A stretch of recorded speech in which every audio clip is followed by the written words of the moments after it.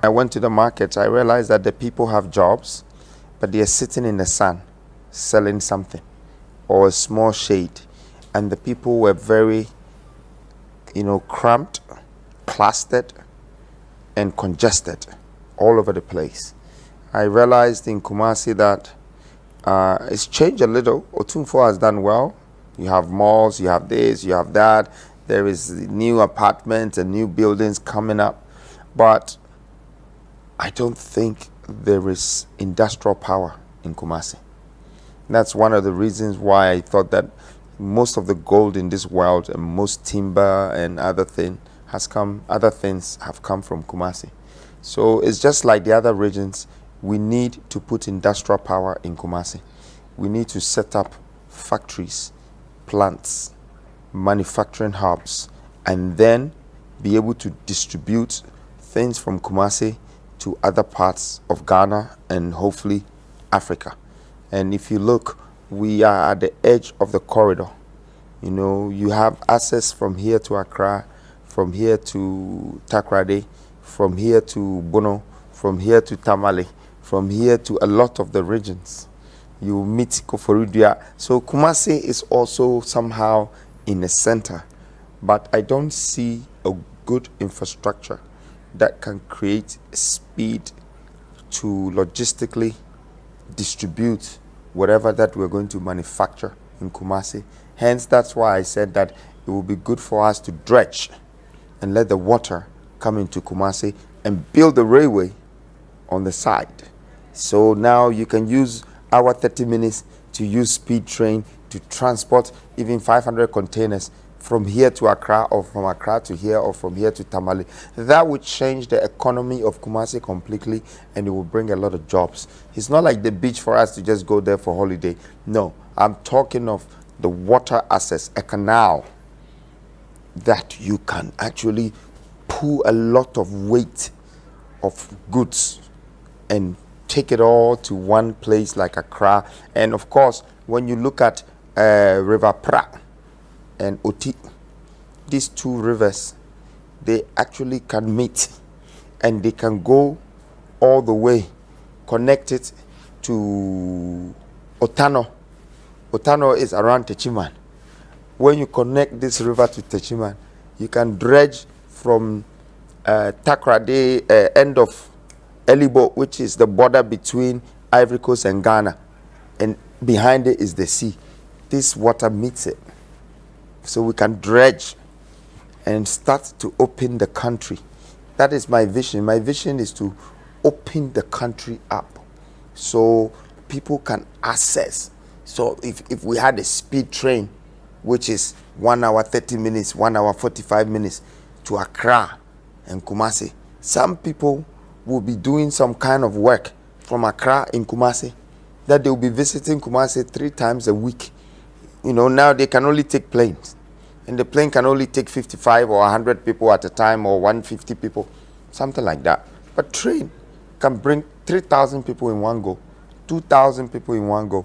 These are the kind of developments that we need to do, and I think Kumasi has that potential. Kumasi is probably the second biggest city in Ghana, but it's also one of the richest cities in Ghana, and the people are a lot. Besides that, Akan has come from the Ashanti clan. That's how I see it. All people that speak Twi or Fanti in Ghana, we believe that these are just roots of people that have come from here.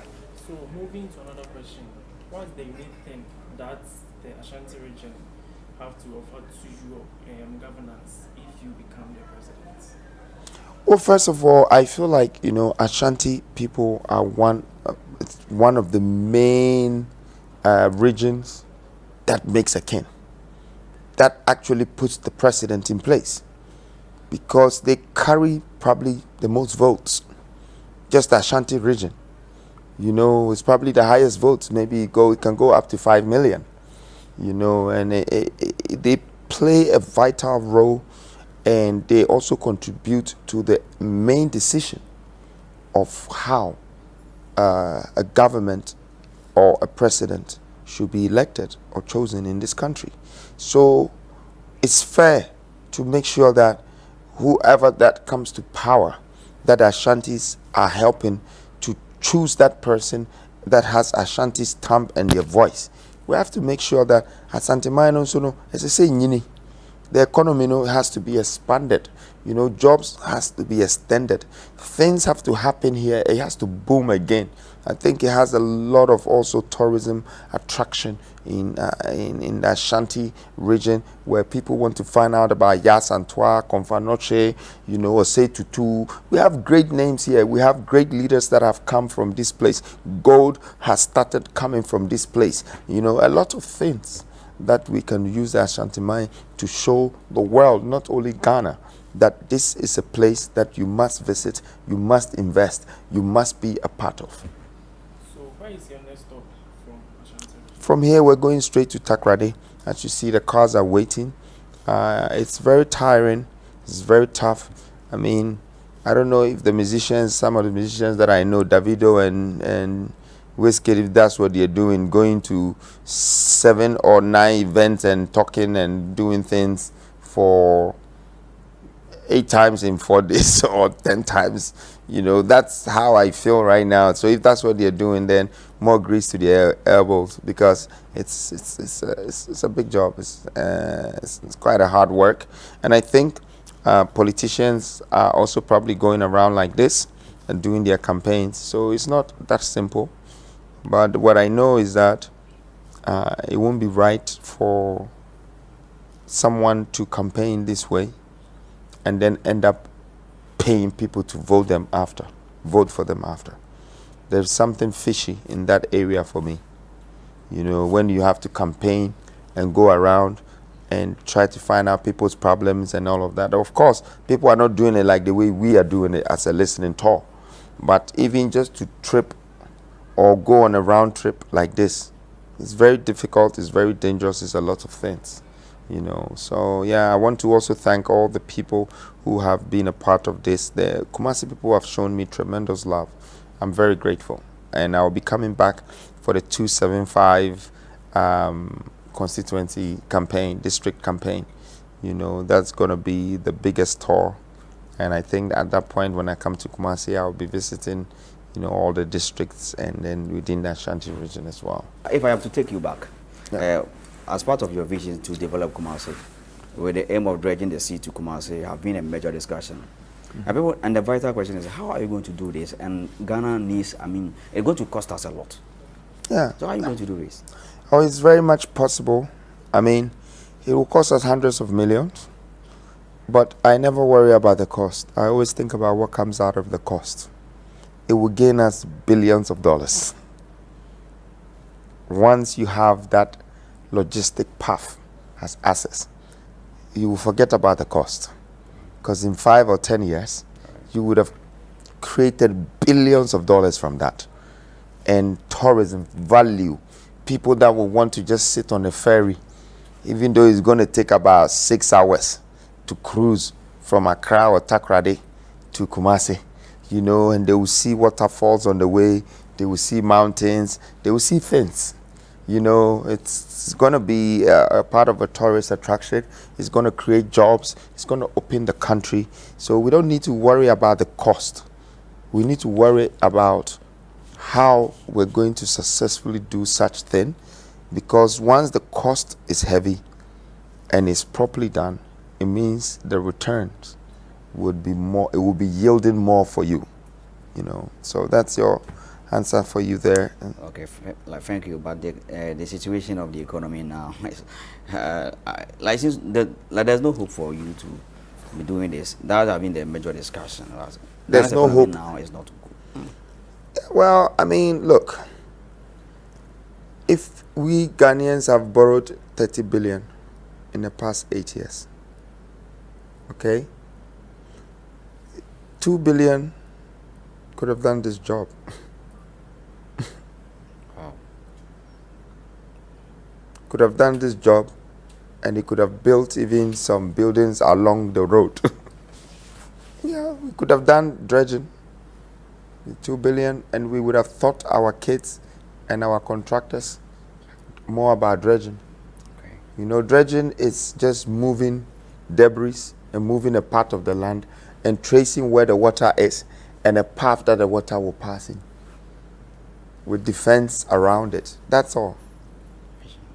That's all. It's not like you're going to build a whole machines to make it work. The machines would be the contractors that will even bring the machines. But if we want to buy the machines for dredging ourselves also as a country, we can do that. But we need to teach our people how to do all of these things, because it's happening in Manchester. It's happening in Israel. It's happening in Dubai. It's happening in different parts of the world. Yes, Hamburg, it's happened. So it's not like it's impossible, but it's just because we're running behind schedule when it comes to development. We see everything as it's impossible. Our roads can be 6 lanes. It's always 1 lane. The only way we can do it 6 lanes is if we are the ones that are manufacturing the bitumen itself. If we manufacture the bitumen, then we can crush our own stones, have our own bitumen, and we're doing our own cement. The cost of the road being 1 million a kilometer can come to 300,000 or 400,000.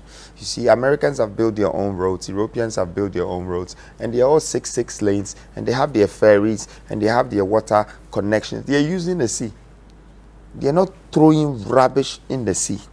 The reason why people are even so adamant that sea can come to Kumasi through a canal dredging is because they only see the sea as something that we throw water inside, we throw rubbish inside, and then at the same time we go and bath inside the sea on a holiday. This is madness. Sorry for the way. Me person me tell my recruiter me to anamon say me baba here listening to no idea. And yes, me na my na me be kasa say ezeze mutie me na emom no me na me baba tie mu ya muka na mo hwe a me sha say free tamale me free on me call boliga me free boliga na me call upper east so ne upper west na maba besene fa bono me call sunwane me call techima me call go so me call sehwia so